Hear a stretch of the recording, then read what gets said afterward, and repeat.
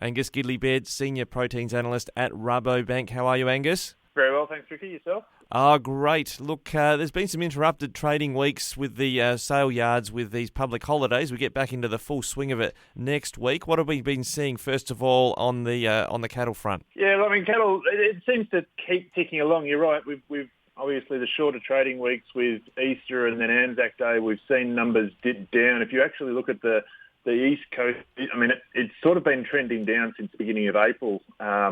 Whether or not that's an indication that we're just starting to get a little bit choked up in that system, or whether it is just a reflection of those shorter trading weeks, we'll see in the coming couple of weeks. But we're still tracking well below. You know, we're down 27% at the moment on the 5-year average nationally. In Victoria, it's down 54%. So still well below weekly slaughter numbers from a cattle point of view. And I think that's more the ability to actually get the cattle through those processing plants at the moment is a bit of a challenge.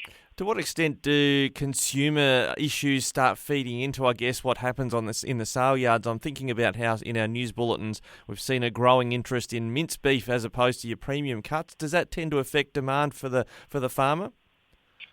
Not too much. I mean, it'll rejig the balance of the value of the carcass in the sense that, you know, every carcass has got a value and it goes into a market. And when you see some of those lower priced items, you know, potentially seeing a little bit more demand, it might actually support an increase in the value of the carcass, provided those sort of prime cuts don't drop off so much. So there'll be a little bit of rejigging. It probably won't affect the farmer too much. It's more at that processor end that they'll be rejigging that and just figuring out how it all comes together in the whole carcass payment.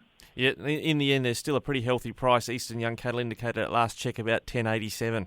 Yeah, it is. It is still very, very healthy. And while we're looking at it drift lower, you know, it started the year at 11.91 and it's now, as you said, 10.87. But I think, you know, compared to historical trends, this is still phenomenal prices at the moment. And to me, it's just a reflection of a bit of an easing of that demand from the producer point of view. The different classes of cattle within there, we're seeing that, you know, restocker and lighter cattle, younger cattle and cows are dropping a little bit faster than, say, the trade and heavy cattle.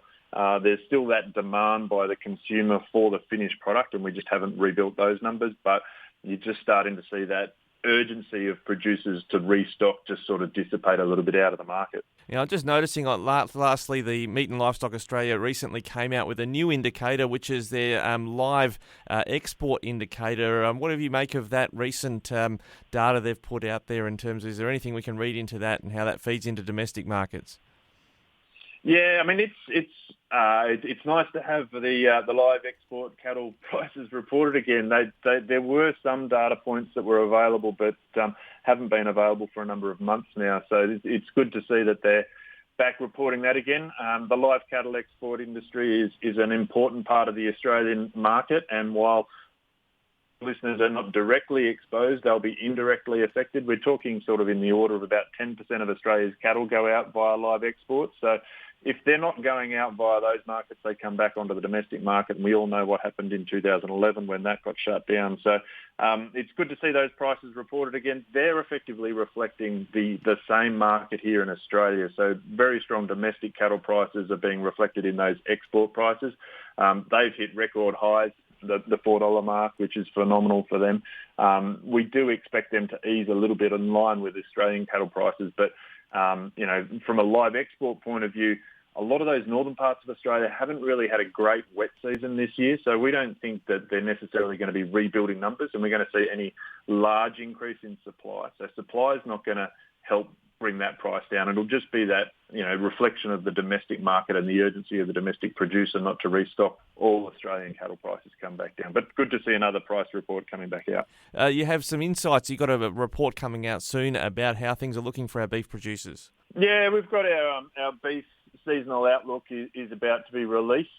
Just putting the finishing touches on at the moment. It'll probably hit the airwaves next week. But in that we go through, look at our forecast for production levels for the rest of the year, pricing, what's going to happen in our major export markets, live export, and a little bit in terms of sort of the spread across the country and what's happening locally. We do a quick survey of our managers to get a feel for, whether or not people are actively restocking or just holding on to numbers or looking to sell.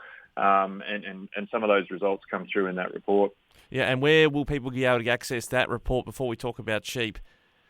Look, that'll be through. I mean, any Rabo client will have access to it. They'll get a notification of that. But we'll probably do a podcast at some point in the coming weeks, and it'll no doubt be picked up next week. All right, now swinging across to sheep, prices still, I mean, they're on their sort of seasonal slide, but nonetheless still pretty decent at this point, and given previous history.